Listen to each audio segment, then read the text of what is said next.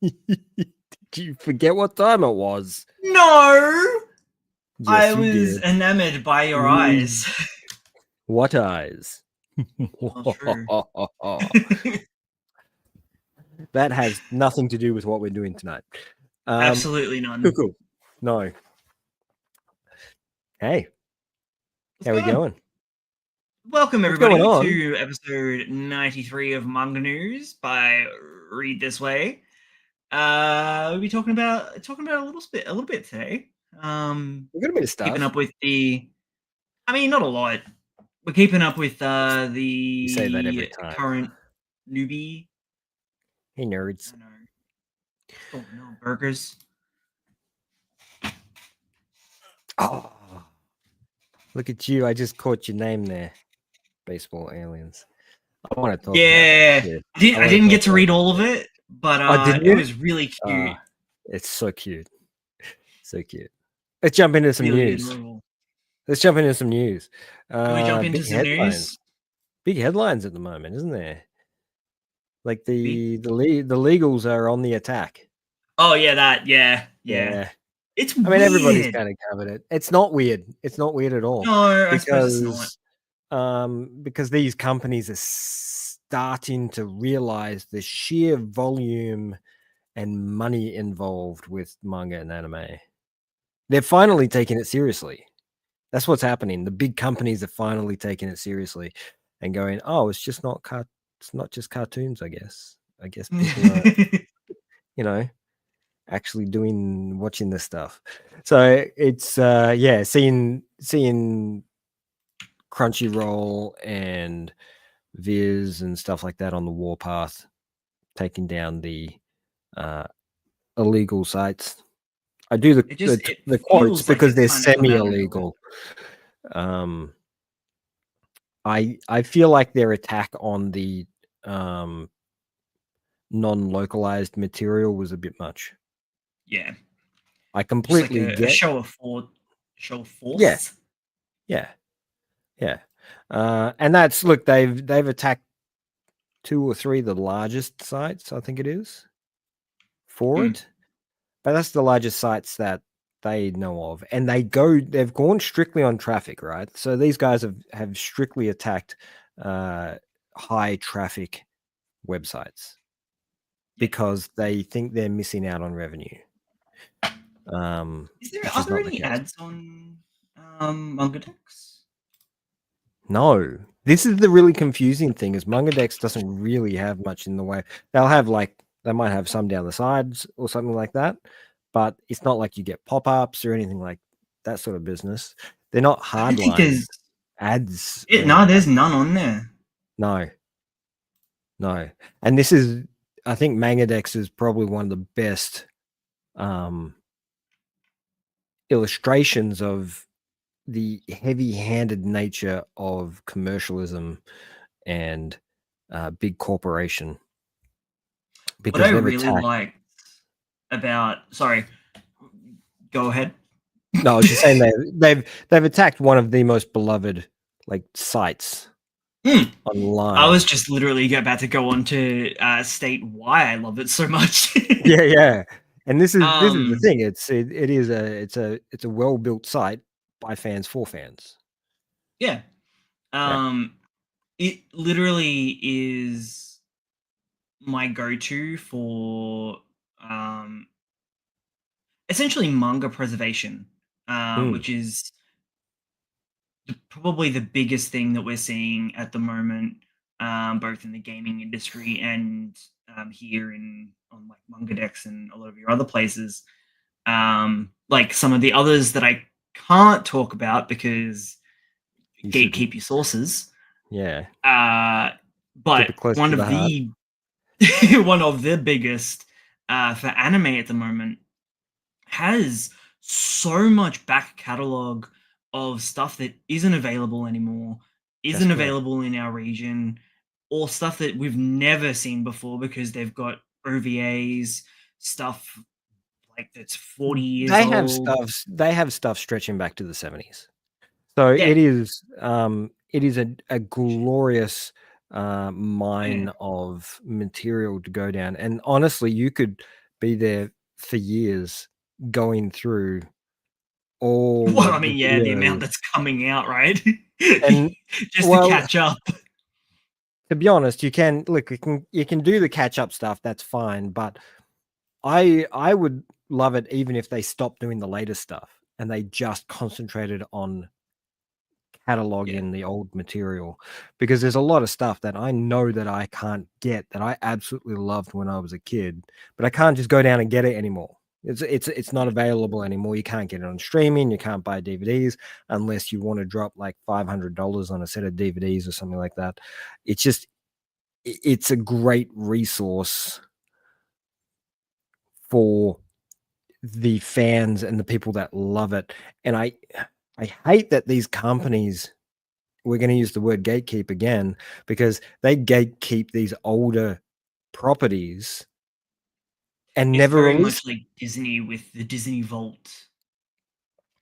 Yeah, but at least with Disney Vault, they release them once every like 10 years or something. They do True. cycle it around, whereas these guys do not. This stuff just goes to the wind. It's just forgotten and it's left. And Sits on the a only shelf people that have it, the only people that have it are the ones that bought it at the time and kept it.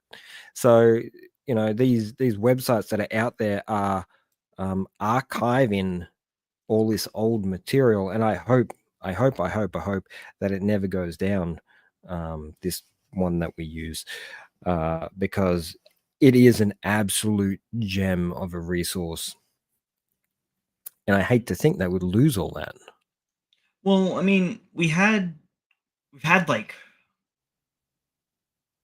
a bunch of changes in URL, as well as I think them actually selling the website about maybe a year to 8 months ago, somewhere around there. Do you remember when it shifted from its previous title to its current one? I don't think that was a purchase. I think that was just a shift of identity, because they did it about 3 or 4 times during I want to say a 24-month process, because Well, I think I they were remember shifting seeing server that to there was server. new owners or whatnot, whether or not there was an actual sale or not, or it was like a passing of the torch. Maybe it could have been a sale, because it's definitely because it is chock full of adverts, but they're not stopping you from watching anything, and they're not stopping you from using the website. It's one of the reasons why I love it so much. It actually, the website design is so much better than Crunchyroll, and being able to find things and actually having things cataloged correctly and having your sub and dub all in the one video is just so much better. The whole design of the website is so much better. And even without, I don't know how sketchy this is, but even without logging into an account, it'll keep track of where you were previously. I guess Cookies? yeah, cookies and IP. It knows who's going on there doing what, which is, look, considering, I don't mind. I mean, you should be using a VPN, so that Yeah. confuses If me. you want It to be has to real be safe, cookies, not IP. yeah, if you want to be real safe, you can use a VPN. I use a computer that's not. I don't do anything else on. Don't do much else on. So I'm not I too would also stressed. recommend ad blocker if you do find this. Oh yeah, that helps. Yeah. That's enough of us trying to explain how you should do things dodgy. I mean, if Crunchyroll did a good job, I would not have an issue with them. I didn't realize that Crunchyroll started off as a pirating site. Yeah, way Which is back. something that they've touched on, that whether or not that means so. Mangadex has stated that they won't be going the way of Crunchyroll. Whether or not that means that they're not looking to be purchased by like a massive conglomerate, or that they're not Not, looking to go legit, uh, who knows? I wouldn't mind. I'd pay a subscription to Mangadex. And I think the vast majority of the users would go, "Oh yeah, well, I'll pay $2 a month." because that's probably all they would ask for, and they would have millions and millions of people every month paying. It's not like they wouldn't be able to do what they need to do if they went full legitimate. I think the problem with going full legitimate means that they would have to pull off all the stuff that's not legitimate off their website.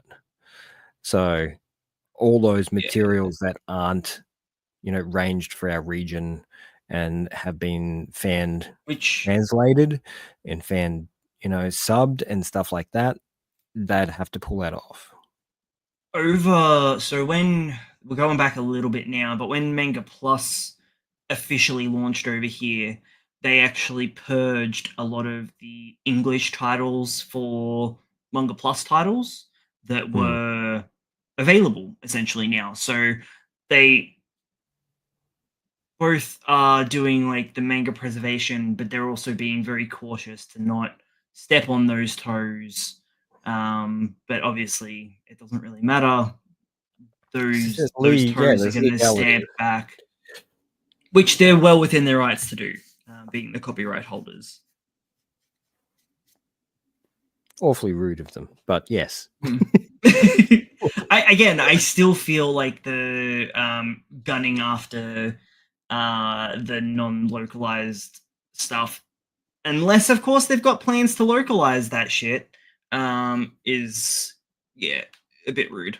It's a bit rude, yeah. But I have noticed that they've only gone after the Japanese stuff.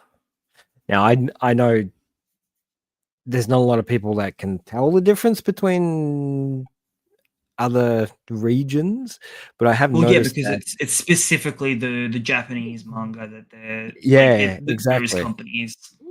So if you go on, so I of course can't get hold of, let's say, French manga, which doesn't have its own name. It's just French comics that are done like manga.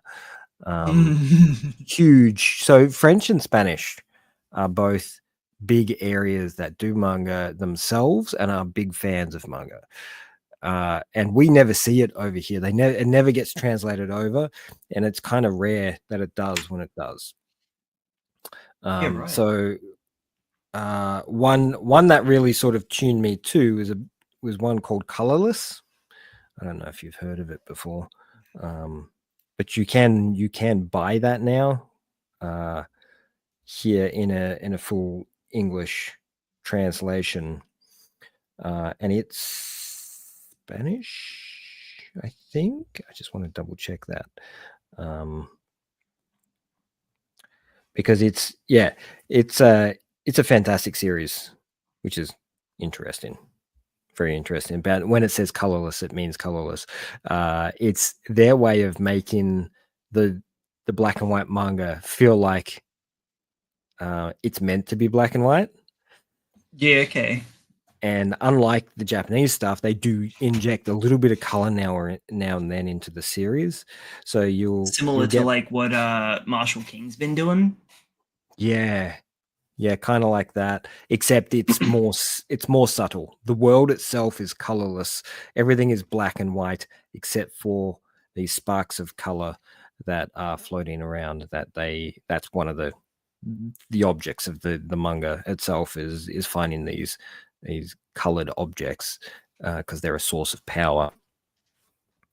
So it's a really good series that everybody should have a look at. It is available on Crunchyroll. How about that? So it's, like I said, it's a rare occasion that this stuff sort of trickles down and heads over to us, but it's definitely there. Oh man, I was trying to find the mangaka for it. Let me do this. You know what? I'm going to give you time.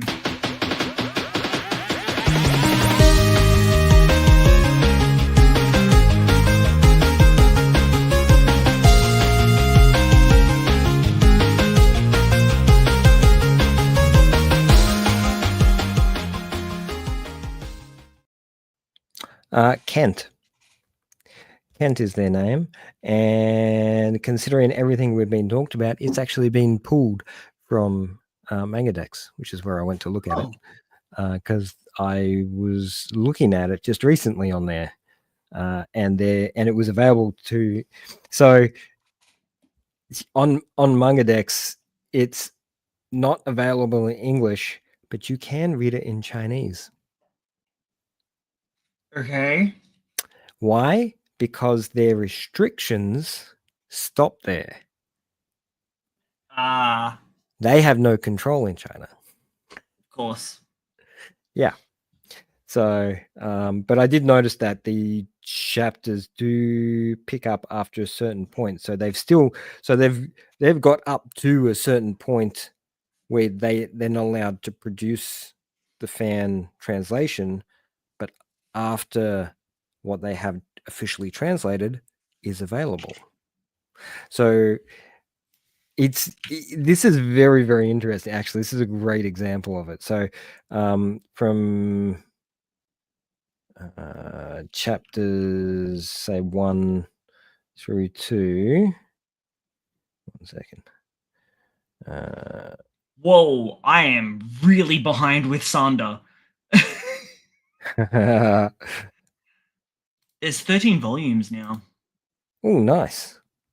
Yeah, so it looks like it's sort of, they're starting to divide things up, and there's a possibility that Mangadex is kind of pushing back a little bit and saying, okay, you're going to pull this off, then we're going to still keep supporting the series this way. Because if I walk down the street and this comic book is on the shelf, I'm going to buy it. Yeah. It's not because of Crunchyroll. I would buy it because I would have had access to it before the translation started to happen. It's I don't know. To be fair, I think there's. I don't think we would have Dan in the same way that we do now, if not for these pirating sites. Exactly they right. weren't going to localize it. And they wouldn't have known how popular that thing was going to be without the support from these sites stating they wanted a translation. They needed a translation. There was a demand for it. So there's a place for it. This is the thing. What I'm saying is these websites have a place. And I think Mangadex has a really, really important place in what people can have access to. Yeah. And a sense of history and documentation. I mean, let's be real. It's basically a library. Yeah. And so this is something that Brandon's talked about before, Mr. Sanderson. He's got all of his like first drafts, manuscripts, and stuff all on his website. You can go and read most of his books for free on his website. And the thought behind that was basically the same as what I just stated. Like, if someone's wants to buy your book, regardless of if they have read it already, they're going to go out and buy your book. Just because they've read it before at a library or read it online, if they enjoyed your work and they want to support you, they will. Yeah. It's no different than having it for free at a library. That's right. Now, that could be a way that these sorts of websites could work around the legalities if they became a bit of like a digital library and had a limit on how many people could rent out a property at any given moment. Like, that could be a middle ground for these companies and places like Mangadex, because, like you said, there isn't ways to legally get them in all regions. Preservation, we don't want all these properties lost to the winds of time. And I'm sure there was a third thing that I was going to say, but I can't remember what it was. I'm sure it was important. I'm sure it was profound. Yeah. Yeah. Like I think there's a place. There's definitely a place for it, and I think they should stop attacking these sites. This I don't definitely think feels like Sony swigging their dick around. well, they are, and they're not going to make any money from it. This is the crazy thing behind it, right? So just because you remove this stuff from an illegal website, do you think I'm going to go out to the guy who forced me to, not read it and go beg him so I can read it? Bang! Now pay me money instead. Yeah, exactly. Like, I'm not going to go and read on Crunchyroll because I can't find it anywhere else. I would Crunchyroll manga is pretty much dead. Well, it is dead because they don't know how to do it. And I don't think they've revamped it yet. Like the actual manga side of Crunchyroll, I think is they can't do it because Viz owns so much of that stuff. And even Kadokawa and places like that also they just all own their own stuff. And they try to do these apps and they try to do all this stuff to try and localize in areas. But when it comes down to it, I mean, I like reading week to week online, but I like owning something on my shelf. Absolutely. I love having manga on my shelf because I can pick it up and I can take it to my mates and go, read this, look at this, and a lot of people have, discovered new things and learned things and fell in love with things because someone's recommended it to them from a physical library as opposed to a digital one. The amount of times people recommend me something in a digital format and I will forget. Yeah. I will guaranteed forget that it even existed. But if they hand me a physical book, that thing's done by the end of the day. So it's a very different environment. So I think they just need to start localizing material a lot more and releasing it a lot more. So a little sidebar. I remember hearing a little while ago that I think when we last talked about all the really dodgy manga apps like Square Enix's and Kodansha's and I think there was another one, but I can't remember who it is. And Viz having like the two split apps, one for Shonen Jump and one for everything else. But Crunchyroll manga is being refreshed, I guess. It was announced back in 7th of January this year that Crunchyroll to launch new manga app in 2025. It was announced at or during the Sony Group Corporation's CES. I don't know what that is. I'm assuming it's all of that sentence just makes me want to vomit. Oh yeah, there's a lot of corporate geekiness wrapped up in this. Yeah. A new digital manga application will join the service as a premium add-on. So get ready to pay more. Bastards. Which is probably why this is actually all coming to guaranteed now that I think about it. In the next month, they'll drop the app. The app will launch as a standalone called Crunchyroll Manga, with web browser support planned for the future. Crunchyroll Manga will first launch in English in the United States and Canada, with other languages options planned. Stay tuned for a list of titles and publishers in the future. Now, I don't think they've actually said anything else since that. Nope. The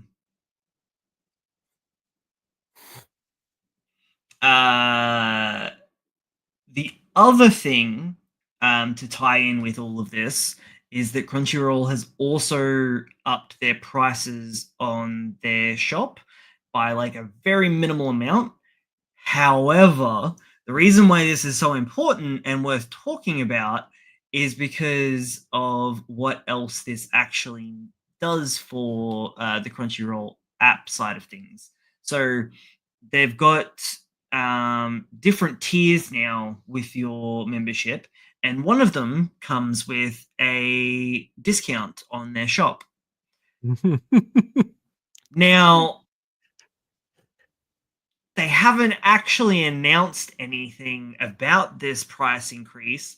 One of the social media influencers that they were working with did mention that there was a price increase. They no longer work for Crunchyroll. They got their contract terminated, and for literally just stating the facts. And it's just a really weird industry secrets, right? Yeah. Yeah. So it They're kind of busy. affects how much money they're getting from you, because the discount that they were offering essentially is a net. Just marking it back down to where it was. This is this is 100% standard retail, action. Every retailer, before they have a sale, will up their prices to the regular retail price, the absolute maximum price that it can be at. So when the advertised price comes in, they drop it down to the price it used to be, so it looks like you're saving something, when you're not really. It's just dropping back down to what it was. The Black Friday sales are the perfect example of this. Yeah. Yeah. So they're just using the same tactic that every other retailer has been using for some time. I'm not surprised, really. It's a very Sony Crunchyroll move. Oh yeah, 100%. And well, not to mention they've just upped the pricing on the consoles again. That's because the Switch 2 is coming out and they have to up their price because they can. Yeah. Yeah. All things, nothing's looking good at the moment, is it? It really feels like we're at like late end capitalism. Yeah, the amount of like stores shutting down, companies going belly up. It's like, yeah, how much longer can we do this? Yeah, it's because the big guys have just been constantly swallowing stuff the whole time, and eventually it's going to get to a point where people want to go back to having more variety again.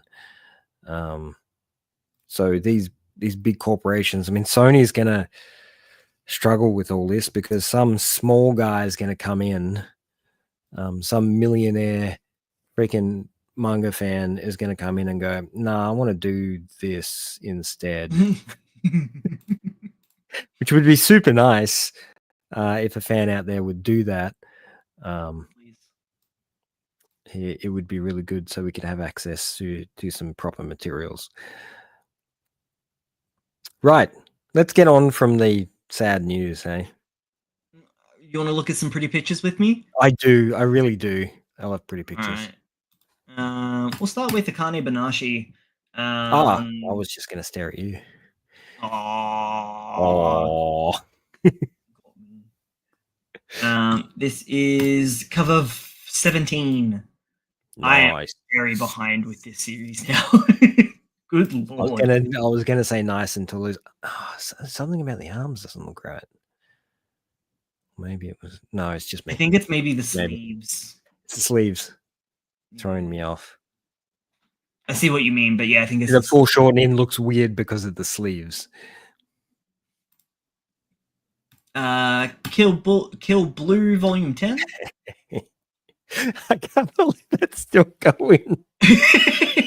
I really can't. It was a ball at the start. Like, it was so much fun until it got to a certain point. I'm just like, I'm a little bit over this now. It was, I don't know how it's gotten where it has, but I guess the concept of putting an old man in a school environment is a lot of fun. Yeah, as it's been done quite a few times now. Well, he's the straight man, right? Essentially. Yeah. Yeah. Everybody else is an absolute goofball in the series, but he's like the deadpan straight guy, which makes it fun. So yes, if you enjoy a fun, I guess it's got a little bit of feels in there, here and there. kind of comic. It's not like a full blown comedy gag manga series. It's, I guess, got the same wavelength as, say, Mashal. That sort of level of comedy to it, where it's got story, it's got characters, it's got all that other stuff, but its primary source of information is comedy. So yeah, and 10 volumes can't lie, right? some Sakamoto days. Mm. Mm. Dang. There's a nice cover for the Jump magazine, right? That is so nice. Along with the I color love page that for chapter thread. It was 2213. so good. When I opened it up and saw that, I'm just like, oh yes. O tier, which we've definitively placed as Viking now with all the Valhalla talk, which I completely forgot about in chapter 1. They did talk about that in chapter 1. Yeah, they did. They did. And a lot more like Viking elements throughout. Yes. But it's also like not real world. So it's alternate reality. Yeah. Oh my god, the names. Oh, there's too many letters. The flame, did you get the flame's name? That hurt. I'm like sitting there for like a good I read it and I'm just like, oh yeah, I get that. I did have to say it out loud though. Yeah, what I had was to it? like It's physically say it out loud for my Flaminger or something like that. Yeah, I'm gonna bring. Because there's a G and a J and a yeah, all that stuff. Let's see if I can get something out. Yeah, you get it up. Blue Box had a color page. This was gorgeous. I'm just really loving Ultimate Exorcist. The latest chapter on this was phenomenal. It was really, really beautiful. That dude on the left in the middle, absolute psycho. Yeah. His fight Absolute with the psycho. previous Exorcist chick was really cool. And the way that Hyra's come in to like save her and stuff. That was it's very classic. Very shonen style. Yeah. So shonen. It's hitting all the trope marks, but at the right points, at the right levels, at the very enjoyables. The beats, pacing, and everything is just perfect. I love this series. So this is one of the new big three. They could keep this running for a while. Yeah. Also, did you are you reading Kagurabachi still week to week? Or are you jumping in every now and then? I just jump in and try and make sense of what's happening and then jump out. At the moment, these two series are kind of paralleling with their fights and their badass sort of introductions with characters. Trying to outdo each other. Good lord, Kagurabachi went hard. Just introduced two new villains and popped their heads straight away by introducing another new cool character on the other side of the fence. Oh man, it was insane. It's a pretty ruthless kind of series. In the way they just knock people off. The way they kill people is insane in Kagurabachi. Just talking real quick. The Loki, I love Loki's design in One Piece. He looks so badass. That's him top left. Yeah, I assumed the horns very Loki-esque. I forgot. Feel very Viking at the moment. Yeah, we're in Elbaf, so the land of the giant warriors. Look at that. Yeah, that's why Loki's there. So it's like super Viking. It looks like Obelisk. Yeah. Yeah. There's a lot. So One Piece, one of the titles that heavily inspired One Piece was Vicky the Viking, which is very in line with like Asterix, Obelisk, all of that sort of era of animation comics. Yeah. So he's getting to showcase a lot of his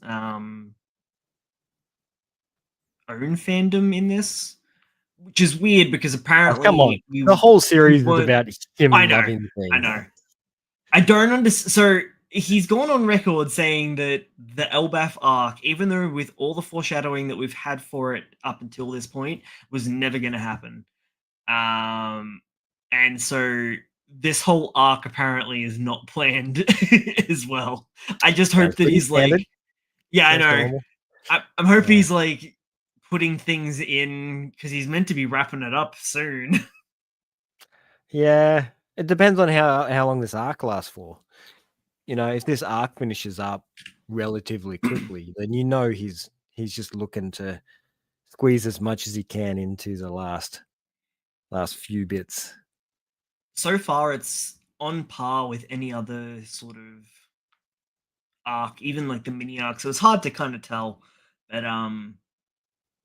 they're exploring a lot more of the lore between the like ancient history and stuff, and there's a lot of stuff that either he didn't have planned.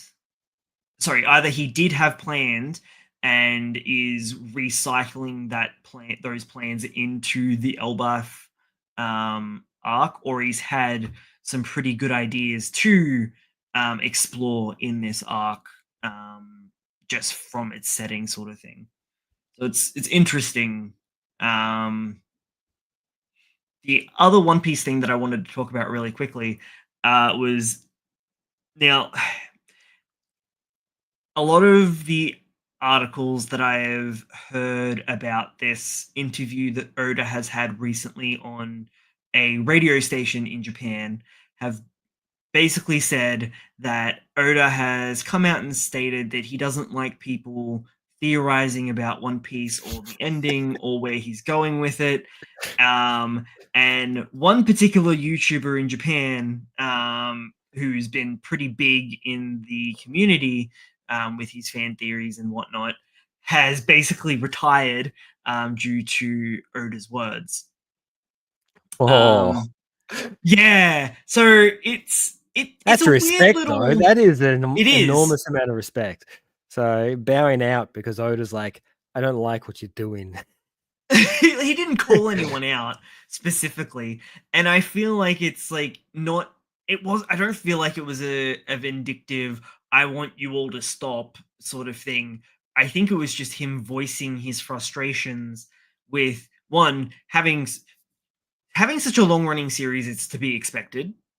But also when he's getting close to the end of his series and has stated in the past that he has seen people get close to a particular idea of something and he has changed what he has planned originally to do, which is always dangerous for authors on long-running series to do, because it messes up with all the foreshadowing that you've laid previously.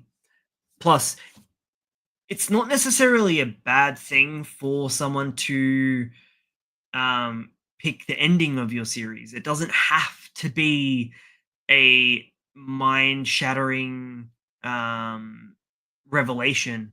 If you've done your job right as an author, and have foreshadowed things leading up to what you want, so it doesn't come out of left field and leave the reader scratching their head being like, well, that doesn't make sense, or that's a deus ex machina, then isn't that kind of what you want as an author?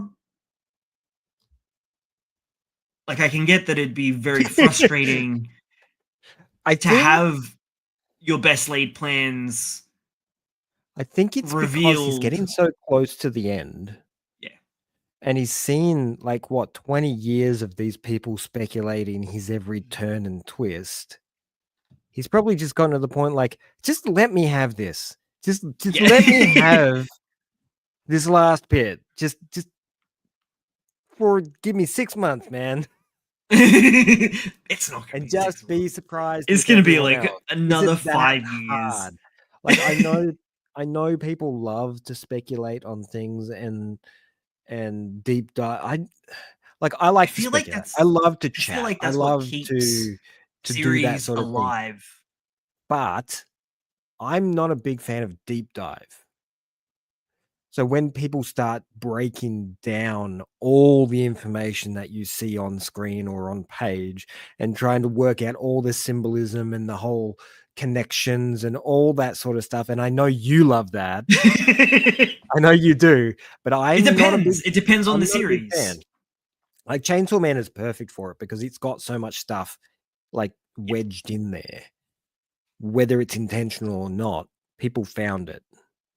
And this is the other thing is it just found information? Is it actually intentional? Is it, and I just I like to watch or read something and then have a chat to someone about how I think it might be heading or how surprising it was when I watched it, as opposed to trying to figure out what's going to happen next.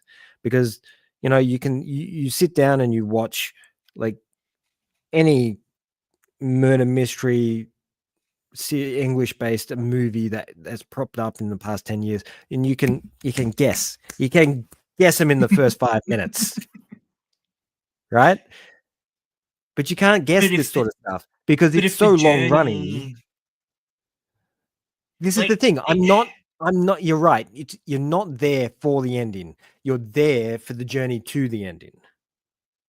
It's all about the friends you make along the way. It is always nice to have that ending, wrap everything up, and leave you with that nice taste in your mouth. It'd be nice to be slapped in the side of the face and go, "Ha! Surprise!" But it's such a rare occasion. I do feel like people both want to have their cake and eat it too. Yeah. With that sort of thing. So like they want to be right, but they also want to be surprised. I think that I don't know if Oda actually has the right to say he doesn't want people speculating. You can't have especially not with the 25 you can't have a series running for that long with that many connections and that many, things floating around and not have people talk and speculate. That's just wrong. That's just asking the community not to be a community. Yeah. That's why I feel like it was maybe taken a bit out of context, because a lot of the English side of it seems like, oh, Oda's being a bit of a dick. Yeah. But then you look at, I think his name's Yodaron, the guy who retired. Not to mention he's been doing it for a long time now. 25 years. I don't know if he's been doing it for that long, but the YouTuber, he was super like it. You look at the video of him saying that he's retiring and this is why, and there's no like ill blood there or anything. He seems really like you said, respectful about it and was like, this is the time. Whether or not he keeps making videos, who knows? Chances are he'll come back for when One Piece finishes. Yeah, or even I'd imagine he'd do a wrap up. Pivot his content, maybe. Who knows? Well, all good luck to him because he's clearly built up a fandom. Weird little You'll thing. find something else to speculate about. Like Chainsaw Man. That thing's just bananas at the moment. So next week, One Piece is getting the cover and lead color page. Witchwatch Akane Banashi Kill Blue will also be getting color pages in the next issue. Oh, yeah. There is a Sakamoto X Gintama special illustration. Man, those two would get along so well, surely enough. So this is paying homage to... Nice. Gintama style. Hideaki Sarachi's previous illustration and upcoming recommendation comments in volume 22, which will be out June 4th. We're getting a lot of cross promotion between mangaka as well, which is nice.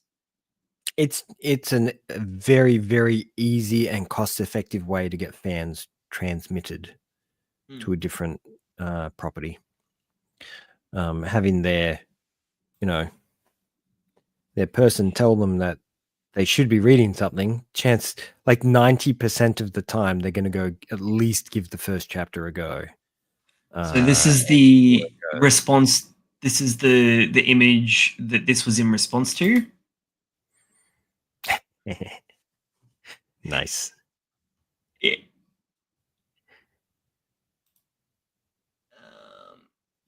Next, even did the logo.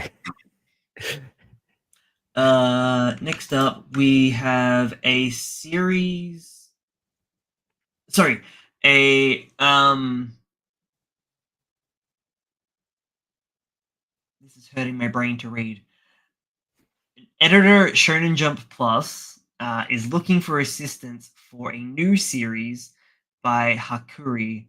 Hakuri previously published this title.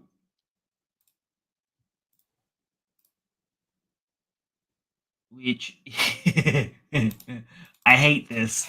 I am not even going to attempt this. I'm just going to put it in the chat and put it up on the screen. Come on. How do you say that, Logan?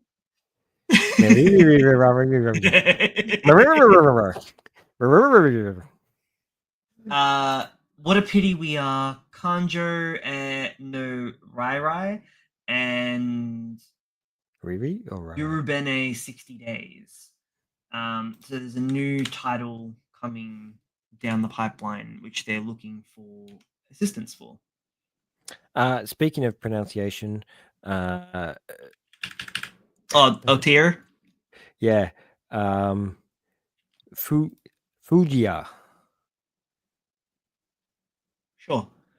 Fujiya.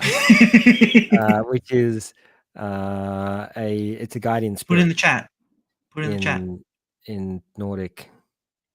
Oh man, nah, it's got umlauts. Yeah, like there's actually there is, and there's actually several different ways of pronunciation depending on whether you're coming from the Proto-Germanic or you're coming from a full Nordic or you're coming from a. See, this is why I'm like I'm not 100% sure where they are. Yes, which is great. A lot of overlap. Yeah, which is fine, but he seems to be pulling from that Nordic mythology quite heavily in areas that I guess we haven't heard about before. So the Fugia are was it they're like a guiding spirit.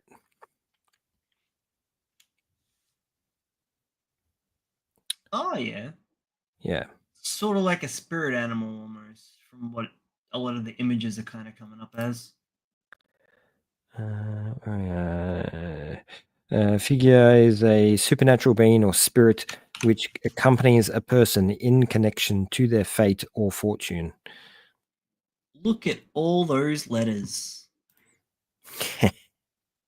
Yeah, there's quite a few names kind of like that, which is great. I'm happy that there isn't some sort of localized, John or. I'm not gonna lie.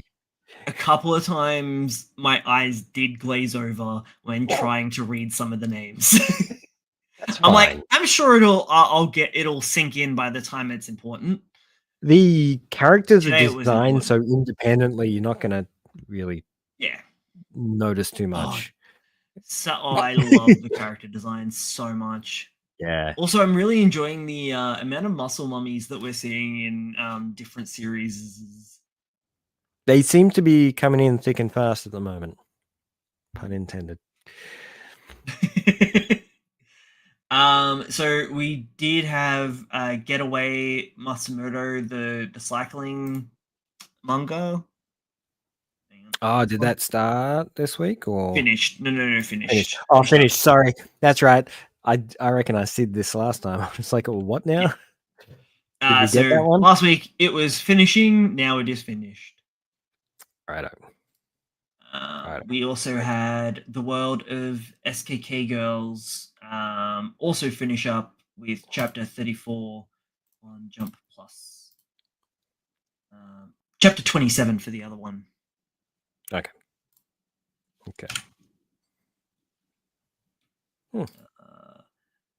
Give me a moment. I've got tabs. So many tabs. It's what I do. You are the tab guy. Our next bit of news.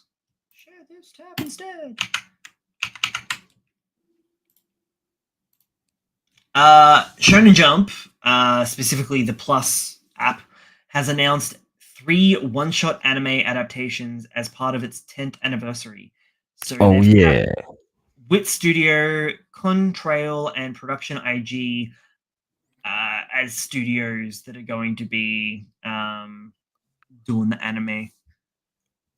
And they haven't announced which one-shots. They haven't announced shit. Except for this. And there's some big studios. There's some big studios. Production IG, of course, being responsible for Kaiju number 8 at the moment. Wit Studio, of course, being... Yeah, I'm not quite sure about Contrail. Wit Studio being our fantastic action animators from Moonrise and a few others. Action animators. Okay, they've done not a lot. New company, maybe. So they've... Wait, why do these not have dates on them? Established 2019, so relatively new. They've got 3 titles under their belt. 1 movie, 2 OVAs. One of them... So they've partnered up with Pokemon. So it's a music video for Pokemon. They partnered up with Mappa with. Okay. That was just last year in May. Something called... Okay, so 2 music videos and a unreleased movie. Cool. This could be fun. There's no information. There's no information apart from the title, which is called "The Morning Children." Natsuko and the girls wearing Surubami black. So their movie sounds like it's going to destroy your soul. Yeah, look, they're an in-between company. They do the odd key animation production, but they have worked on the final season of Attack on Titan. They worked on Bell, the movie, Bleach 1000-Year War, Chainsaw Man, Evangelion. They might have something to do with Mappa by the looks of it. I see. Well, that would make sense. 17... Actually, no, it doesn't say 17. So 17 by Yao Sobi. The duo that's pretty big for anime openings at the moment. Both, so that studio, they did everything by the looks of it on that one, but the Pokemon one they worked with Mappa on. Yeah. Interesting. Okay, animate. I need to check out 17 after this because it looks cool. Yeah, these guys might be worth keeping an eye on because it looks like they produce some pretty high quality stuff, and they've got some blood in them. I would say that they've got some old blood in them. Yes, they do. That dude looks mega old. 4 weeks ago, it looks like they're Mappa and Contrail in collaboration with Nakano Ward. Doing a short about young carers. Yeah. So even though they've been around for a short period, they've worked on some big stuff. And look, in between work is not... It's not shitty. It's it's the stuff that puts the icing on the cake. So, wow, Wow. Okay. So they worked on Undead Unluck, Suzume, Ranma Half TV series, Psycho Pass, Eden 17 Phoenix, Pluto, even done a bit of work for One Piece. I'm actually really excited to see what this is about. The Morning Children. I think we may have discovered something new to us. Oh, they also did the animation movies in the Famicom Detectives Club for Nintendo. Oh, cool. Oh, here we go. This is something that I can show because this is literally their works. So this is their most recent, which is the short movie that we were just talking about, the Famicom Detective Lucky, the Pokemon collaboration, the Attack on Titan final season part 2. It always kills me.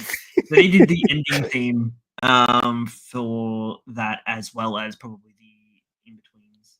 This looks cool. So this is just a promo video for Tokyo Great Bears, which I'm guessing are a baseball group. I don't know. Would be my guess. 17 looks cool. 17 looks cool, right? Yeah. So this is edgy. the one. This is the one from Yasalbi. Oh, so they did both endings.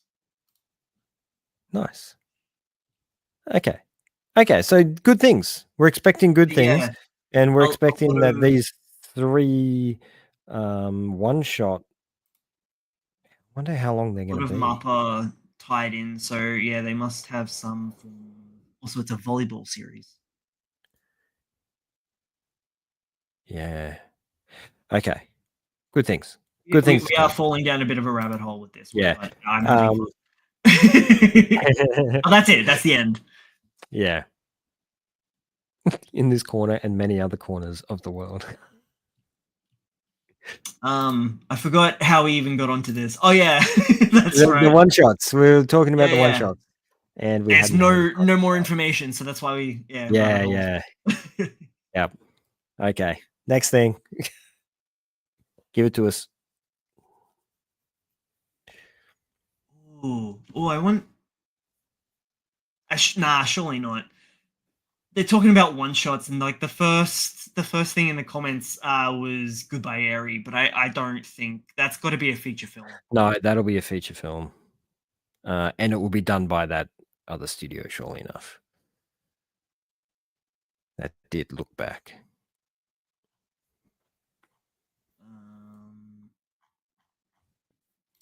On to the next. So Chikopi's original Sen. Oh yes. Oh yes. Has reached 1.4 million copies sold in circulation with only 2 volumes. Or one omnibus. Yeah. Yeah, I got the Fat Boy. Wow, has it really been? Yeah, it has. 2 years that Ichinose finished as well? Yeah, it's been a little while. Wow. Yeah, I hope we get to see Tyson 5 again. Yeah. I'd say he's been working on this stuff, but yeah, hopefully he's working on something new. So we also have this key visual and the date of the 28th of June. Nice. I love the fact that they made a movie out of this, and I hope we see more short Is it a format. Movie? It's got to be.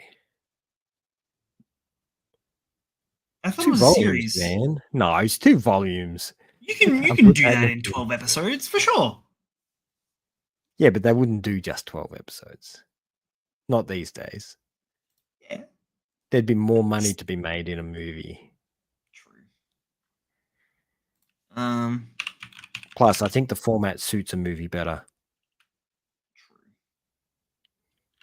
Is it? I don't remember. I just assumed it was a series. No, I'd feel that it would be stretched out too much if it was a movie. It was a series. Even 6 episodes would be. 6 episodes maybe.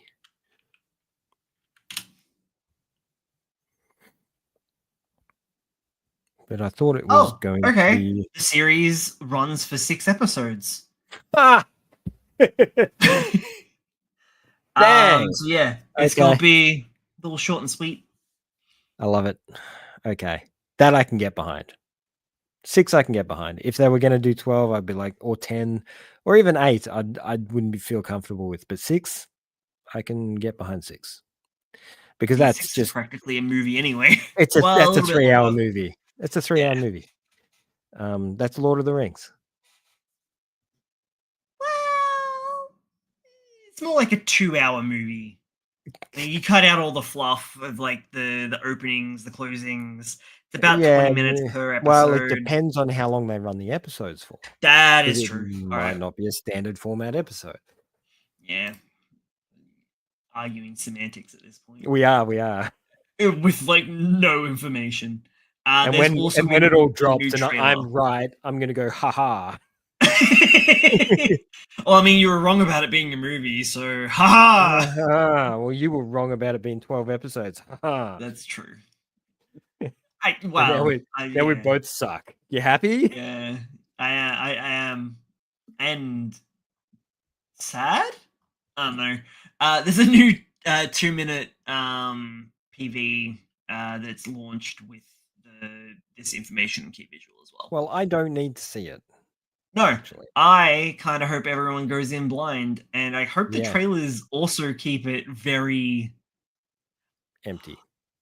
I hope they keep it empty, but they're also they're going to have to give warnings for the age rating. Nah. Nah, there's nothing to warn them about. Look how cute that panel is. You got a little pink blob there. They're all sitting down playing on their phones and games, and they look like a group of kids who get along really, really well together. For sure. Like nothing bad could happen from that at all. Just like skimming the trailer. Oh my god, it looks beautiful. Of course it does.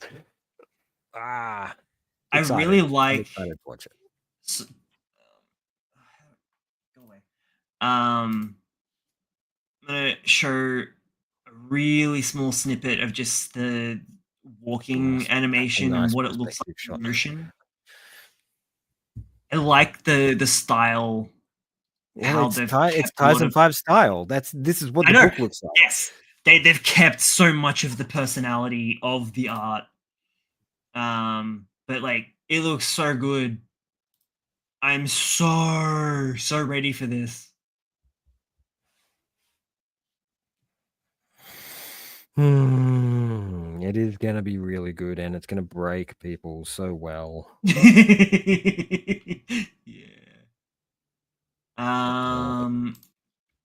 By the looks of it, the trailer seems pretty lighthearted still. They know what they're doing.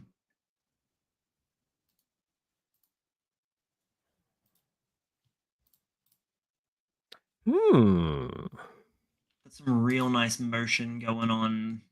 Some nice special little artsy fartsy stuff going on. I'm excited. Artsy fartsy. Well, look at this. I don't know. What do you want? Shut up. Sure. I agree with you. Artsy fartsy.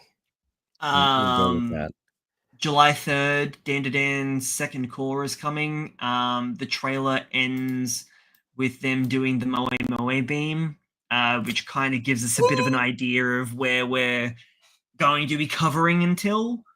Far along? I think because we've been reading it weekly, it feels a lot longer. Yeah, it's true. That stuff, I think that's even when the telephone spirit journey comes into it, right? Yeah, we're reading like 9 tunks a year. Yeah, it's 9 tunks spread. I could do 9 tunks in like an afternoon. So I feel like this is going to end up with the end of that alien section, because that seems to be what we're getting. We seem to be getting like half alien, half yokai per season. or per core of the first season, I guess. Okay. That yeah. That means we're gonna have someone's backstory.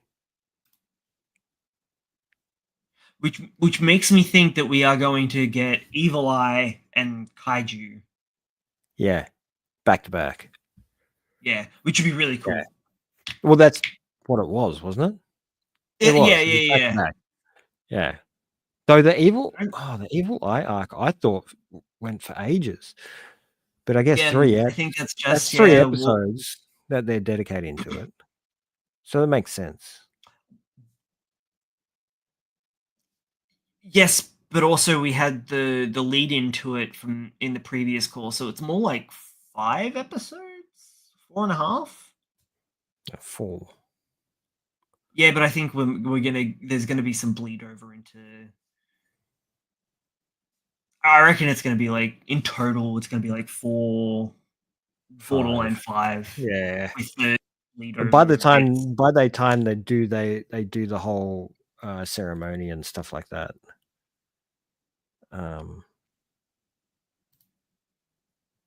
Trying to seal him. Yeah, it'll probably be 5. Ruri Dragon is going on hiatus for till July. They'll be back in July. Huh. Taking another long break. Further details about the series return will be given at a later date. Interesting. Hopefully they're doing fine. How many chaps have we got on that at the moment? That's a good question, sir.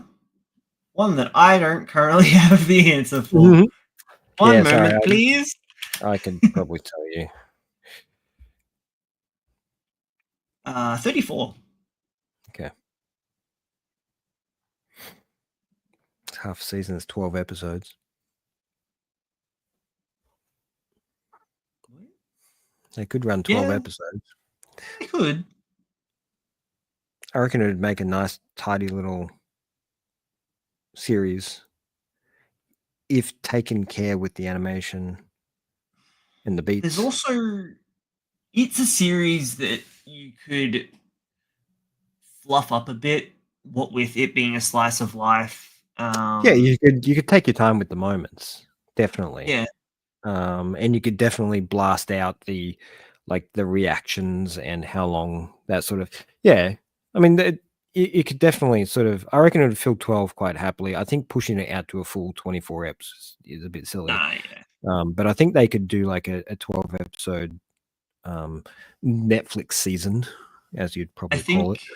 I think there's also in the tanks there's like extra little stories and stuff that they could probably flesh out into, like if they were like if there was a clean break at like the 10 episode mark, but they were signed on for 12. There's more material that they could make. Could chew on some OVA material and and expand that out. I think it's something that could definitely benefit from that. I reckon the numbers would shoot up dramatically with a real soft style animation. I'd like to get back into it with an anime. That'd be pretty fun. Yeah. I like the slice of life kind of human interactions of the series, but at times for me is a bit too slice of life. I think getting older, I'm a little bit past the whole high school thing. I just want to see people punching each other. Oh, that's what I I was like, what did I do recently that was high school related? And then you said punch each other. I'm like, oh yeah, it was Windbreaker. Yeah. which isn't really a school show at all.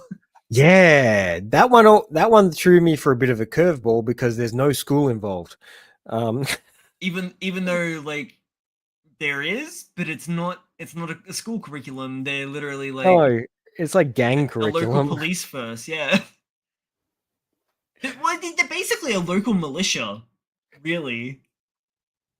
Yes, that's exactly what they are. Yeah. And the whole world building aspect of it's really interesting, I find, Yeah. about I'm only each. a few episodes in, but so far Yeah. it's really fun. It's essentially each prefecture has their own gang that looks after that area. And of course, some gangs are nice and some gangs are bad. And yeah, it's all about The violence is so gusto. like, Oh, the oh my action is god. beautiful.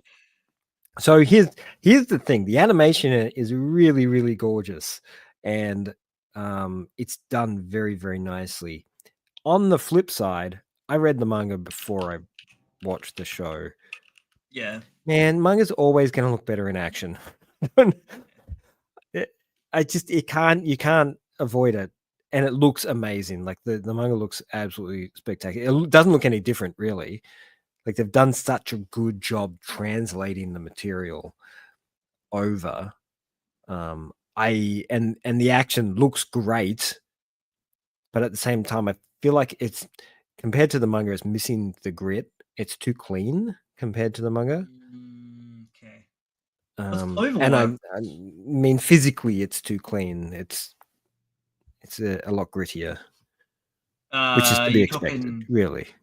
Are you talking a bit more like the art style or the content? Oh, definitely just the art style. The Okay. actual, because there's not enough spoken word in the series that would be cut out of the anime. I reckon they're actually even stretching and filling at this point because it is a bare bones series about people punching each other. But it's got that. I like how warm and cute and fun of a delinquent series it is. So this is one of the reasons why I love delinquent series in general is the camaraderie, like the level of dude love that happens in these series is just great, and it's all 100% innocent. Yeah. Sometimes actually there's a character in there that's not so innocent, but the vast majority of them are like 100%. I've got your back. You're my bro. It's very, very bro oriented environment, but cute at the same time. I can't believe Cloverworks is the same studio that is that fumbled Promise Neverland and also just like has done so many other bangers since fumbling Promise Neverland. Yeah, look, I did they fumble though? Look, I didn't read the manga, so I don't know. Nah, dude, season two's god awful. They literally they did season one and then crammed the rest of the series into season two and gave you a slideshow like on the last episode. It was pretty bad. But that might not have been their fault. See, this sort of circumstances probably come in from higher up. It's And as much as we want to blame the studio for this, someone's walked into that studio and gone, no, this needs to finish now and then. This is not going to continue. This is not popular enough. We're not going to do it anymore. And the production of this stuff is done, so close to release date that the only thing they could do was I guess a almost slideshow presentation of what they were intending to do over the next 2 or 3 seasons that they wanted to do. I don't blame the animators. I blame like when I say Cloverworks, I mean whoever the buck falls with. Yeah, the At studio heads, Cloverworks, the there was production guys. someone at Cloverworks that had to have made that decision. Someone made that decision. Yeah, no, so sad too because that series was really cool, and it seemed to be like after the because season one's like the big prison escape, and then the series does shake up after that because it kind of does change genres a little bit. I don't know whether or not they got scared of the potential the manga had finished up. I don't know. I don't think we'll ever really get an answer, but no, I would say that they weren't getting the numbers from the manga sales that they were intending. I don't know how this shit works actually. Like how because they do like they do the stuff live TV, right? So when they do these shows in Japan, they're on live TV, and then they go what by DVD sales or Blu-ray sales? I don't even know how they do things because they would they have Crunchyroll over there or a similar service? Well, I don't know. They don't have Crunchyroll, but there is anime on Japanese Netflix. Yeah. That's to be expected. All of that sort of stuff. But how often do you sit down and watch anime and everybody's anytime they're watching a show, they're just watching TV or they're putting on a disc? Yeah. All right. Surely they have to have like some sort of streaming service. I don't know. I don't know. That's distracting us. Okay. Anyway. It is. Yeah. Weeklies? You want to talk about weeklies? You want to talk about the new one? Yeah? Even though you didn't finish it? I mean... What'd you get up to? It's baseball. After a certain point... Tell us what it's about. Explain. What's the title? Come on, roll it out. After a certain point, right, like... I got the gist, and it was only because I remembered last minute, and I was like, I don't have time to read all of this before the episode starts. Because it's a fair whack, isn't it? It's like 60 pages. It's nearly 100 pages. Is it?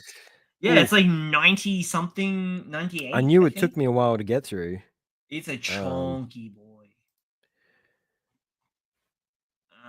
Admittedly, I'm kind of more interested in the Magical Girls Narcotics, which I haven't gotten around to reading yet, but it piques my interest a little more.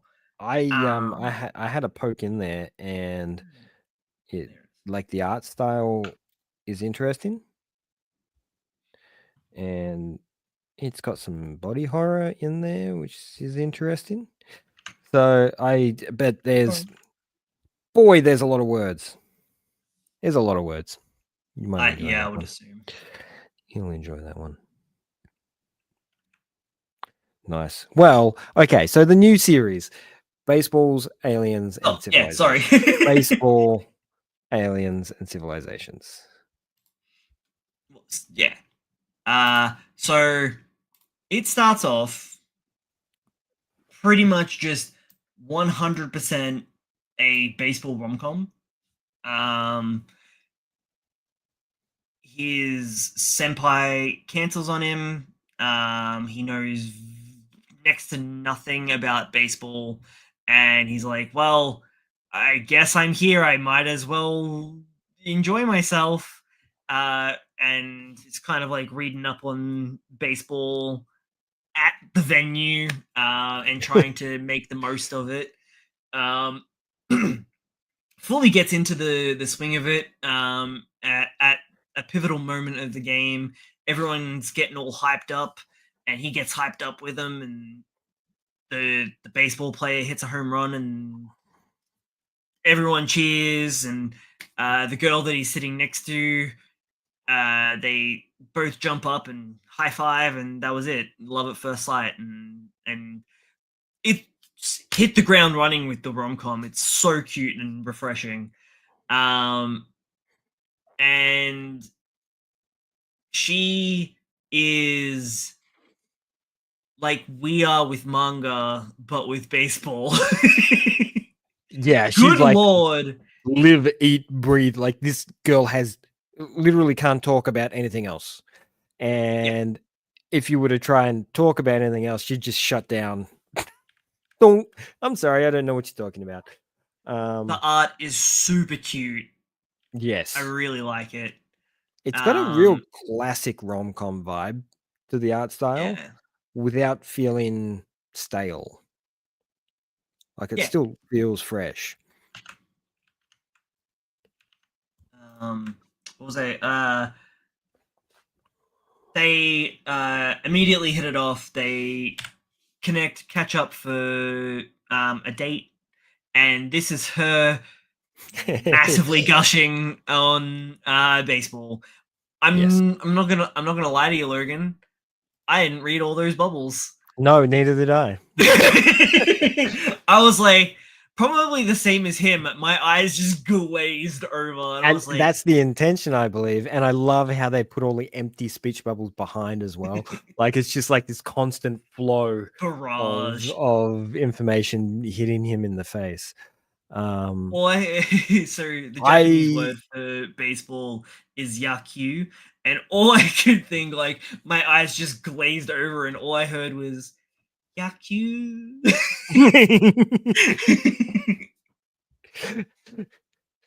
I'm loving the slight switch up to the guy being the one doing the vast majority of the work to make the relationship work. Because she's so hardline baseball that the only way for him to communicate with her is to become a baseball fan himself, and dedicates himself to do so. Now, I like the fact that he learns to love baseball. He doesn't just learn about it.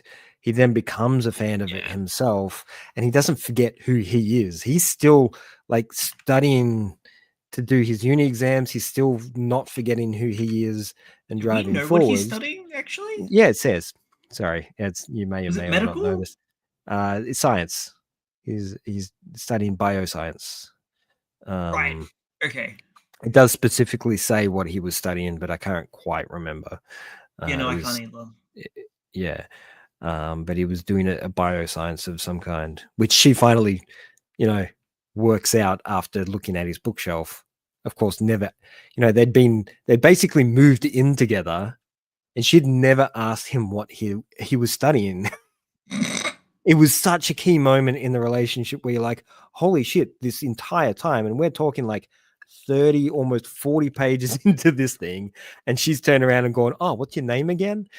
Essentially, because it's because they've gotten so far in the relationship, and she doesn't know who she's moved in with, which is mind-boggling to think that she's so obsessed with something that everything else is a second thought.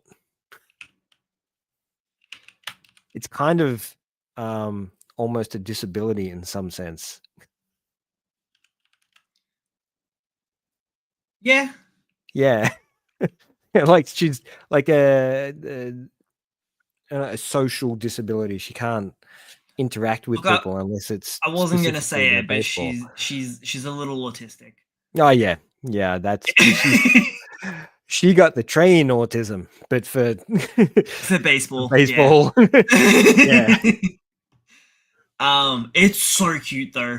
And this is pretty much where I got up to. So like 20 pages in. There's so much. I was like reading all of it, and then I like saw the time. I'm like, so you don't actually know what happens. Time to blitz through this. And so I skipped through and like was reading little bits. I love that little note. Sorry, that if you skip a couple back with the nails. About the calluses? The nails. No. Oh, the nails. The nails on her hands. She turns up to a date one day, and he's like, she's manicured her fingers. How cute. And then it turns out that she's actually done it in a fluorescent color, so it's easier for him to see when he's pitching. Aww. So she can do the symbols that are easier to see. So everything is baseball. She really is next level. So much fun. Right, so this is when they move in together. Right, yeah. And this is where the whole callus thing comes up, with him being such a hard worker and whatnot. I thought for sure that she was actually going to be an alien. I was right there with you for a very long portion of this, because of the title, I'm like, she's an alien. When's it gonna happen? When's it gonna happen?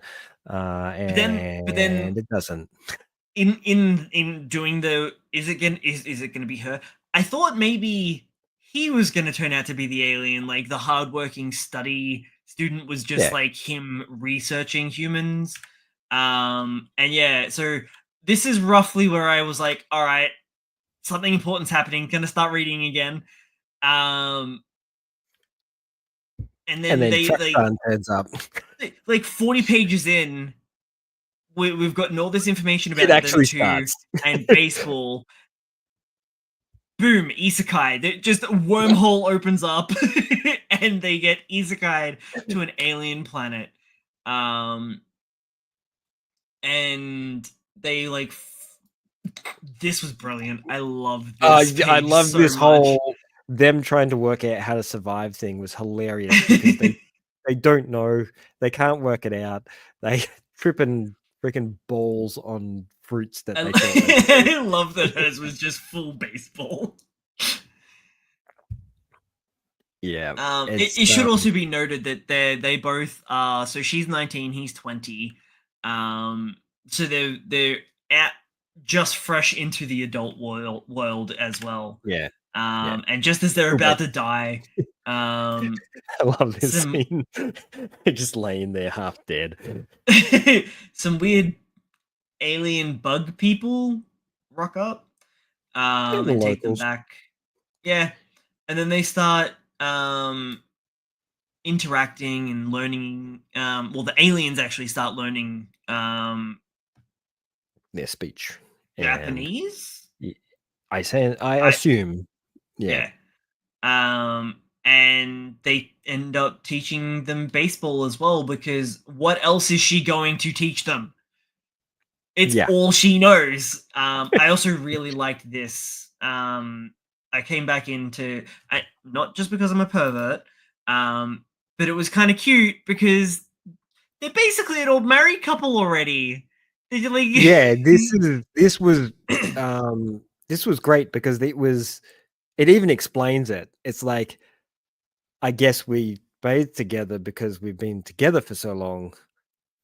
It kind of gives you that prompt that there's no reason for them to be shy around each other because, they live together. This is normal for them.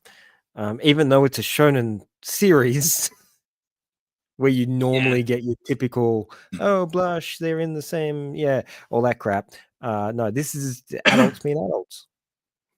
Yeah. Which is cool. Nice and fresh. Yeah. Yeah. Yeah. And I think not long. I love it. They use all their baseball knowledge that they have to convert these poor aliens into stop farming and play games instead. I can see the repercussions of this happening. But they seem to take it up really quick too. Not to mention, they picked up their language very quickly. Yeah. I'm also wondering if. Yeah, we got mantis aliens, baby. Yeah. I don't know where this is going, but it's cute. I'm going to jump back into and actually read the remaining 80 pages. Good lord, it's such a huge first chapter as well. It's enormous. It's absolutely enormous, and I'm actually kind of 96 excited. pages. I'm excited to see where it goes and what they do with it. Now, I'm a little bit behind with this one. You also have you picked up, or is it? Where is it? Where are you going? Where is he? No. Did you end up picking up? No? No, I didn't pick that one up. I chose to read something else instead. That's fine. Disappointed, but it's okay.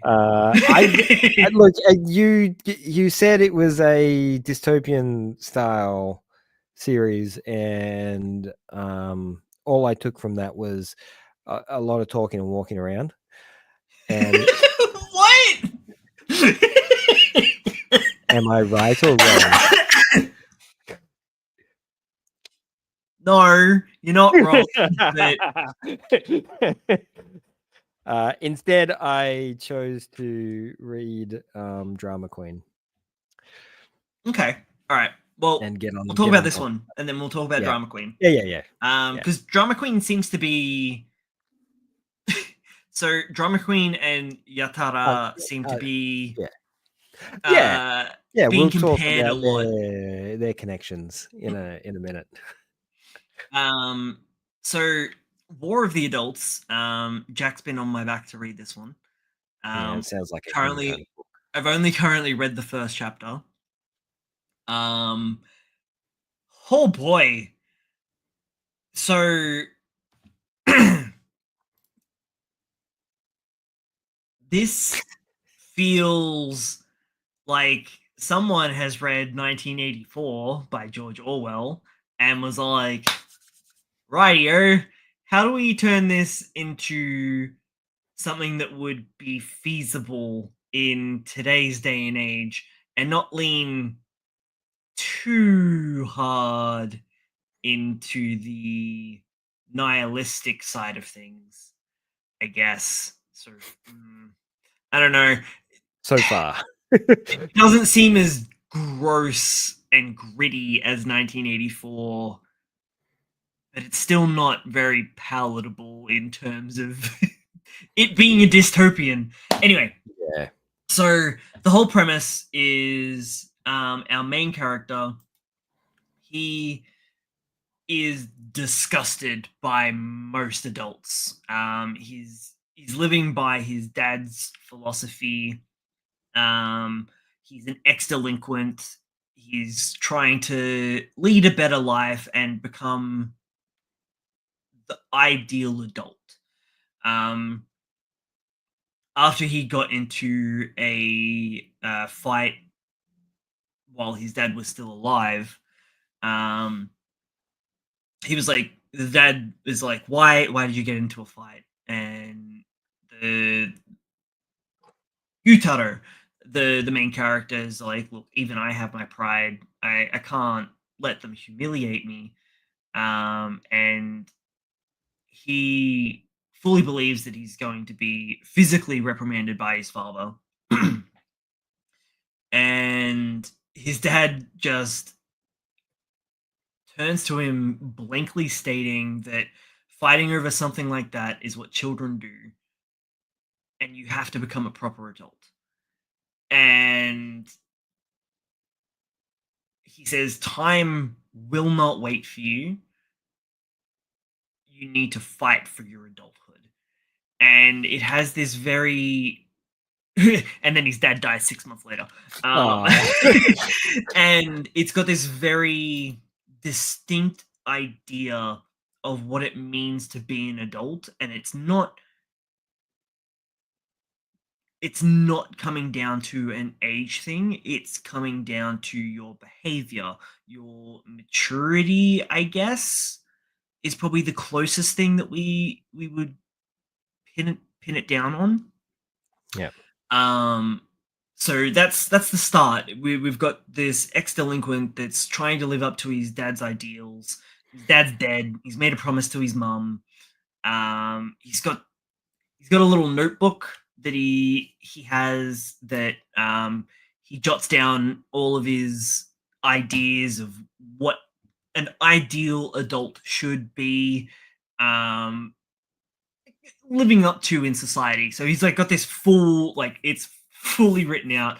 Article 38, don't do bad things even when no one is watching, especially smoking. Don't get in fights, Article 1. So like he's written out this full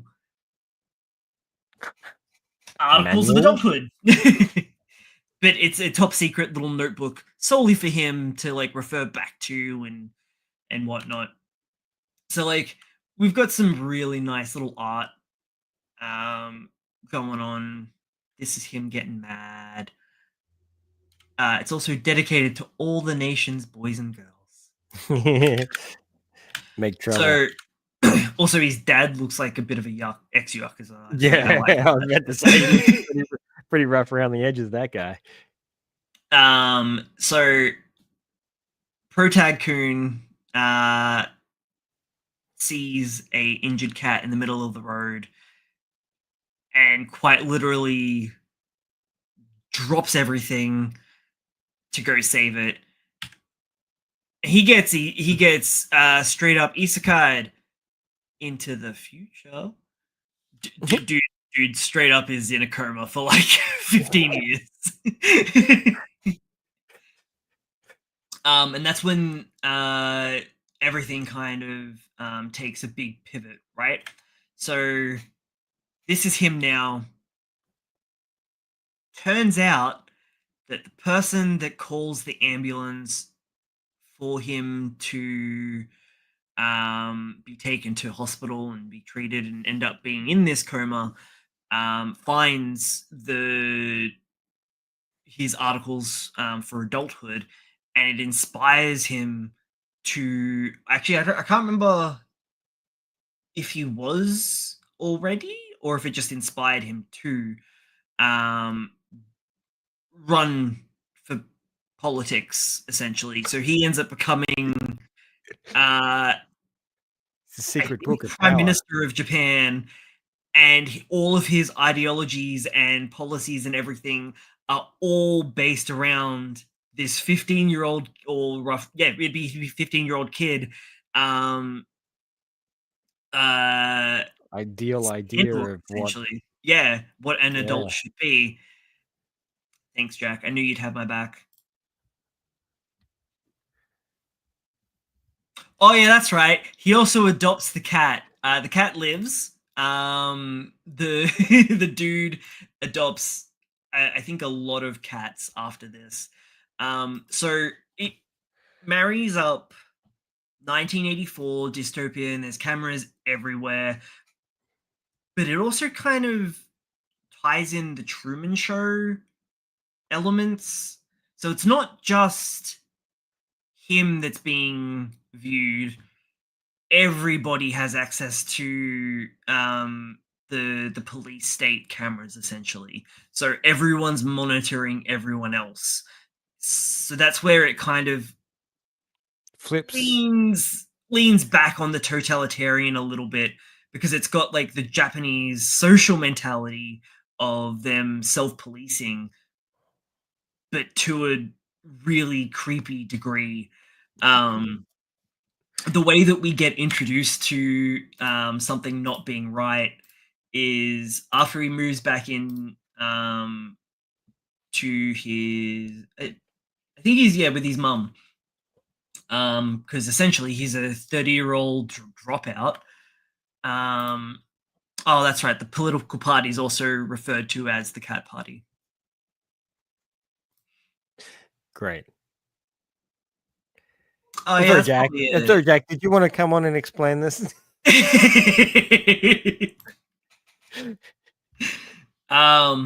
So he decides to do something really nice for his mom and cook her dinner, and he realizes that his secret ingredient, honey, they're completely out of, and he verbally says that out loud, and then there's a ding dong at the front door. His neighbors are there, and she's like, "I'm so glad you're awake. Here's like a welcome home present for you. I'm sure you've got a lot of anxiety, but we're all rooting for you." And he's like, "Oh, that's really nice." And they do this little symbol, which is the camera lens, essentially. But because he's been in a coma for 15 years, he doesn't really understand what's going on there. I think there's also a different meaning that gets expanded upon later. And he sees that there was honey in the in the packaging, and he's like, "That's weird. Surely nothing weird about that, right?" He gets in touch with the there's a little bit of a spicy bit in between there. He gets in touch with the head, the guy that saved him, essentially. Yeah. He's in touch with him, and reveals that he's been done all this politics and whatnot. Yeah. Everything that I just explained. He explains that to the protagonist. And reveals that I love this guy's eyes. He creeps me out. Like, I'm sure that's what it's meant to do. But yeah. Oh man, he's giving me Shiba vibes. Everything is live streamed everywhere, and you can tune into anyone, anywhere. And from where? Yeah, it's just would be wild. It's a really weird, wild concept, and it's really unnerving.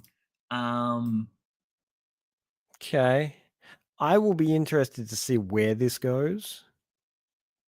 And so adulthood is now state certified.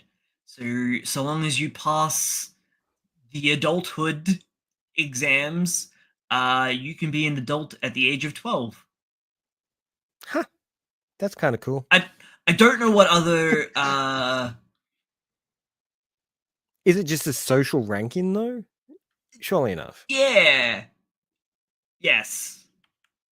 That's, and it seems to be tiered as well. So Tier 6 it's attached to your finances, your social rank, your legal rights. Everything's kind of wrapped up into. You'd get isekai'd. Right. Yeah. He's got levels. He's got ranks, wild. man. He's been isekai'd. I'm surprised he doesn't have one of those little panels of attributes for him to work with. There's 7 chapters out so far. So you're saying that this is just essentially if the Truman Show and Solo Leveling had a baby? There's no action at all. Not yet. Who knows? True. Those ranks, those tiered might mean something else.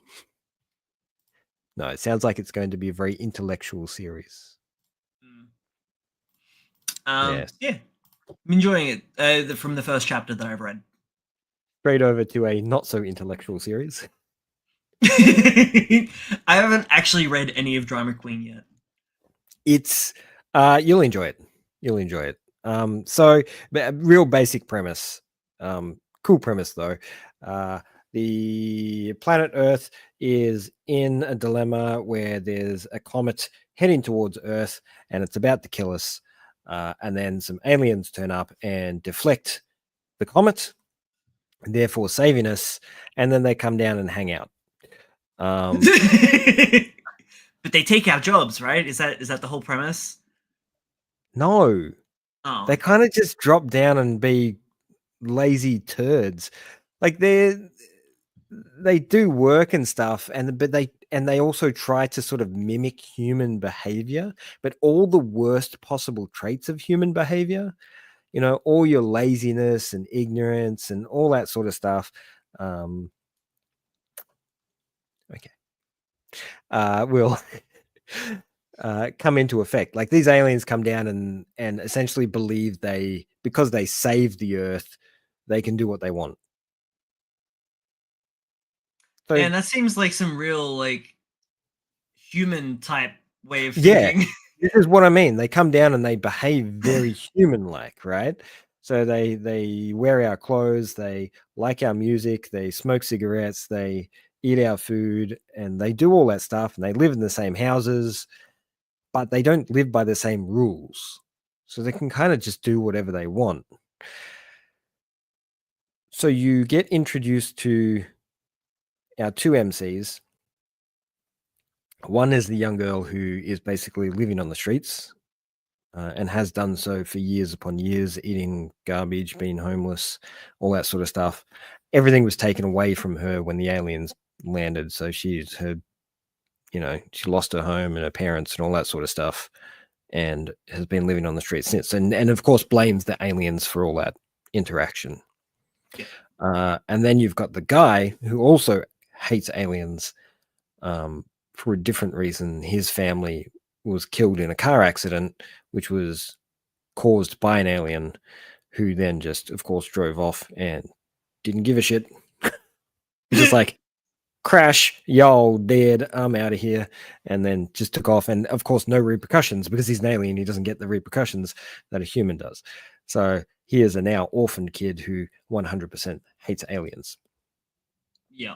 So he ends up taking it one step further and decides to kill an alien of his own accord. But it's in effect at the same time as, if I remember correctly, because it's a few chapters ago now, that the alien was kind of causing her some trouble. And it was kind of a spur of the moment thing where he's killed the alien, and then they both end up teaming up and taking the alien back to his house to dispose of the body. And they're just like, well, how do we get rid of this thing? What are we going to do? So they start chopping it up and stuff like that. And she's like, man, this stuff smells great. And he's like, what are you talking about? They do eat it. They're absolutely ferociously disgusting. And she's like, here, what if we cook some? And so she cooks it up and eats it. And she like really loves the alien meat and the bones. She like eats the whole thing. And he's standing there going, oh my God. Because it's like really revolting. Everybody else thinks it's absolute revolting. And she's like, I've been eating garbage pretty much the vast majority of my life. This is great. So her taste palette is like way out of whack. Yeah. So it just works out for them. So they decide to team up and start doing some mass murder and disposing of the bodies by letting her eat them. All in well, that's like 1.5 chapters crammed into that space. So it moves quite quickly and a lot of things happen. The characters are a ton of fun. The girl gives off very much power vibes, where she is just like an absolute loose cannon. Like she'll just randomly throw a bowl of ramen at someone that she doesn't like. Kind of level of erraticness. Whereas he's like a real edgy, play it straight kind of guy, but with this boiling hatred inside. So he's happy to tip over that boil whenever it suits him, but normally he's like a real straight arrow kind of personality. So it's sort of thing. Yeah, it's shaping up to be a very interesting sort of series. And at the moment, they're getting roped into this alien killings group that essentially contract killers, but they only kill aliens. So people in society who want to dispose of an alien that's causing them trouble, they pay these people, they go down and dispose of them.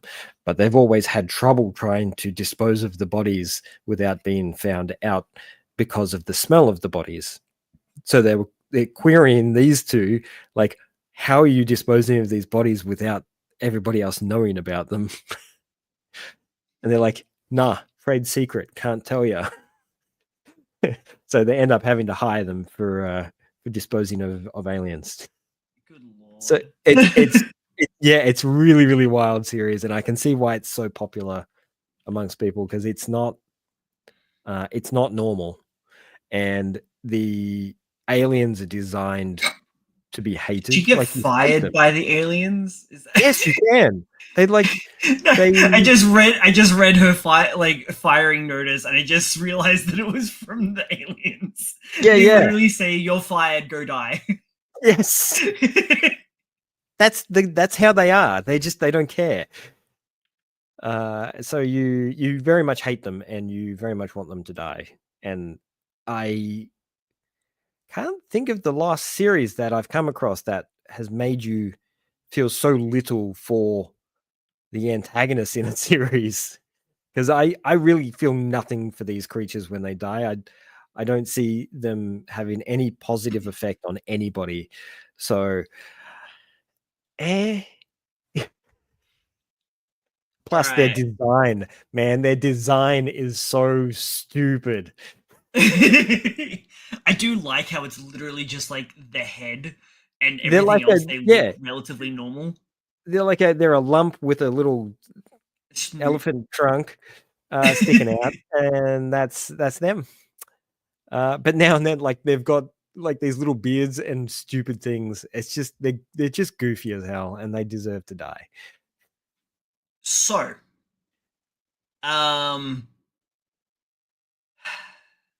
this is another, I'm sure, just another Twitter dumb bullshit thing.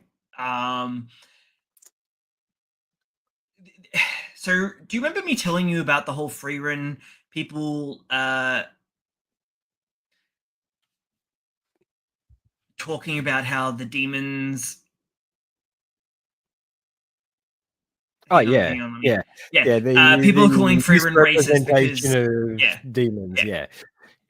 Even though the demons in that series, at least in the anime so far, the demons have been shown to be exactly what they've been portrayed as.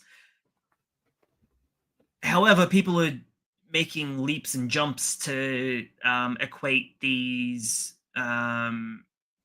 groups of people as marginalized minorities, whether or not that's because they're projecting themselves onto it, they're projecting others onto it. I think they're just trying to blow or they're just doing internet Twitter BS as usual. Yeah. So I can kind of see it a little bit more with Drama Queen, because people have been literally equating the aliens to illegal immigrants. However, these guys are legit aliens. They're legit proper aliens. These aliens are also not good people. They're quite literally like scum. They're garbage. People. They're really, really bad impersonations of what humans are like. They've taken all it sounds like they're pretty human. Well, this is the thing, is they've come down of they've taken all the worst traits of humans, which is what makes them so easy to kill, because they are literally the embodiment of everything bad that we are. It's almost, it feels like people are just not actually reading and comprehending what they're reading, or they're seeing what they want. And this is a fantasy sci-fi series about aliens. I know. I mean, the same people are singing Yatra's praises because of how, I guess, anti-racist it is. Is it? I mean, kids are foreign immigrants that are being persecuted, and they're the main focus. And Yatra is a good boy, and he's alien-like, I guess, and he's also anti-racist because he ate the racists. You know, it's weird. Ate because he was hungry, and he hasn't. And we know why he hasn't eaten the children. He's explained that. What are people reading? Why are they taking away these things? Don't get mad at me. I'm just conveying what I've seen. I'm getting angry at stupid people. But yeah, that's just what because Manga Plus has a comment section, so you can go in there and see what people are. I know you shouldn't. No.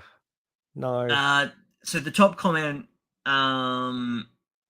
on Drama Queen's first chapter is this is the anti-settler colony manga, not the anti-immigration.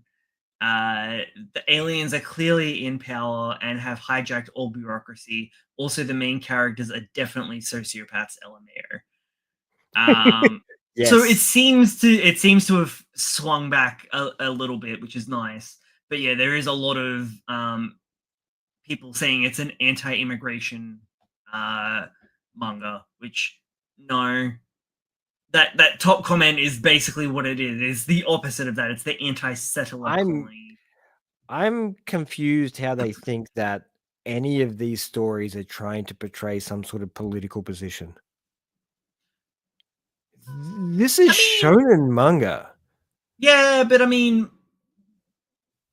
at some point, your political leanings and tendencies are always going to come through, especially if you're talking a series that's kind of dealing with politics, which they kind of will have to in some form, or at least touch on it in Drama Queen. Nah, they'll just eat people. Not the protagonist, but like the world itself. Yeah. Because the aliens have taken over to a degree. there has to be something that the author's trying to say politically. Dude, I mean, anime and manga has always been political. Look at Code Geass. No. Any Gundam. Yeah, but they're political inside their universe. They're not trying to say something externally. Kind of are, though. No, you are projecting that idea onto yourself and your ideals. You're the one who's referring to that as being something that's happening. Gundam is just a fantasy series. It's all it is in a fake universe with fake ideals and fake understandings. But it also explores ideologies and showcases why some of these ideologies can be good or bad. And yes, why because it has to be based in some inherently. Well, okay, so Gundam, it has the Steelman argument, right? It's all about looking at both sides of the fence, not just one. Yeah. You can't say one's bad without viewing the other. And some of the which is inherently political. It is. Yeah. But not. But whose politics are we talking about? Well, it doesn't matter. So long as they're like saying. So you're just saying that just saying anything about politics is going to be your position. Oh shit, we're going down a rabbit hole now. We really are. You start talking about politics and creating stories. There are people that have a clear vision and have a clear idea of what they want to portray and what they want people to understand. And then there are some people who just want to write some stupid shit. But it has to be grounded somewhere. And what it's grounded in doesn't necessarily mean that they're trying to tell you something or they have a position on something. It's just that the world is that there, then, and there. Not that I mean, they're trying to say that this is how it should be. That's where how it One Piece is pretty political. Yeah, I'm sure it is. Attack on Titan. That was a pretty political thing. It really saying that something is political is very vague because politics is vague because it's got politics in it. Because everything is based in a world that has politics. Well, everything is politics, really. Don't do that. I know. We're getting deep.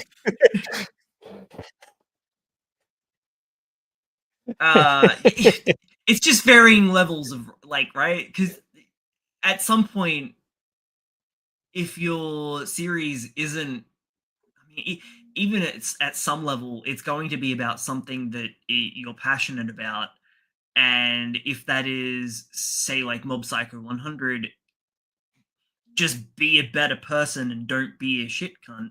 That's still technically political. That's an ideology that you're conveying. This is why I hate politics. It's too vague. Too vague. I also could be talking out my ass. But, could be.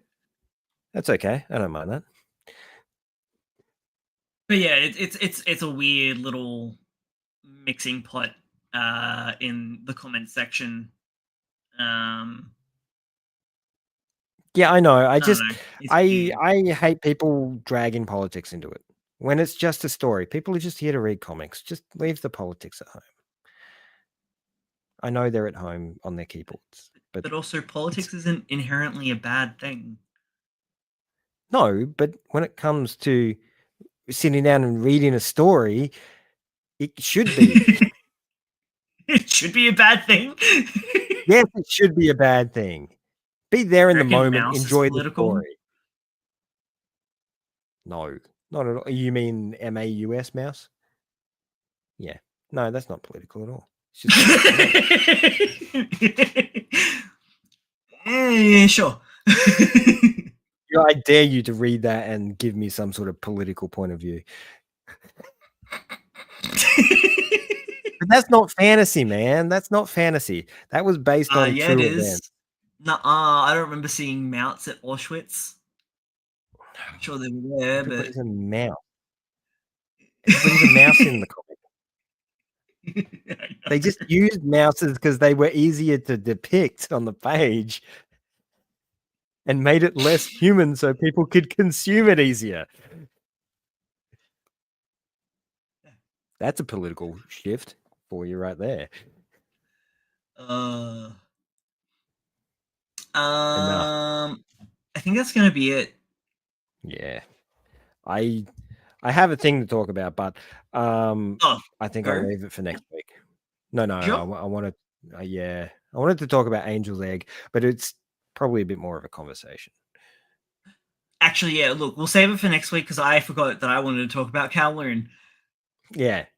We'll talk about the two things that we were talking about before the show. We've completely ignored. Cool. Let's do that. Watch Kowloon though. And if you can find a place, watch Angel's Egg. That's what it was called, right? Yeah.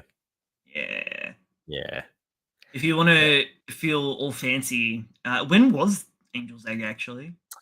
So they're doing a 25th year re-release in the cinemas. Oh, so it's not that old. That's 90. No. It'd have to be 2000. Maybe I got that wrong. Let me double check. It might be like 99.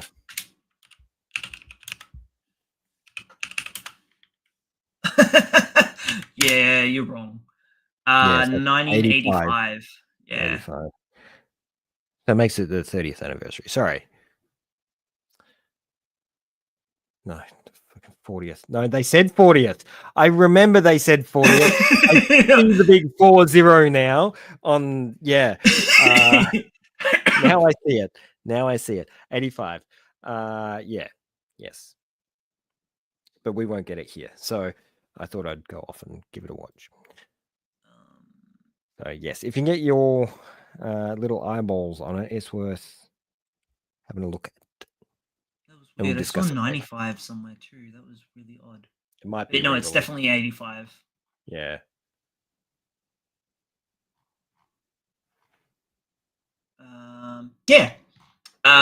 Cool. It is a super artsy science fantasy. What would you genre it as? It is pure fantasy. It's an artistic combination of two people that are very high in their game. I thought you were going to say they were very high. Well, it could. I mean, after watching the first 10 minutes, I was like, "What?" It is. It moves slow. It does move slow. It's directed by Mamoru Oshii, and it has story and art direction from Yoshitaka Amano. So Oshii, of course, did the Ghost in the Shell movie, which is all prolific and thought-provoking. Yoshitaka Amano has worked on a lot of stories and provided his artwork to series like Final Fantasy and stuff like that. So he's been doing he's a the lot watercolor dude. Yeah. Yeah. It's Vampire Hunter D and that sort of stuff. Yeah. So they're two big players in the market. So it's Studio Dean. He actually has recently come back in the last 5 years. Who's that? Yoshitaka. It looks like he kind of stopped working for a bit. Yeah, probably chilled for a bit. For about 10 years by the looks of it. Yeah. Well, he's not exactly a young fella. Unless... Oh, actually, no. He was still working with, in video games more so than animation by the looks of it. Yeah. Yeah, definitely. Yeah. For that 10 years. So, yeah. Yeah. Interesting. Anyway. Yeah. Get out of here. Oops. There's also a PV for Kuroko's basketball. That was the last bit of news. Basketball, baseball, aliens, consumption, romance. Yeah, we've had plenty of that too. All right, everybody. Thank you for joining us for another episode of Manga News. We will see you again at 8 p.m. Australian Eastern Standard Time every Wednesday, 8 p.m. Australian Eastern Standard Time. I said it twice because it's important. Super important. Make sure to like, comment, subscribe, all those things. Share us with your family. Put us on for your dogs when you go to work. Give us that watch time. I've been Brad. I've been Logan. And we'll see you next time. Bye.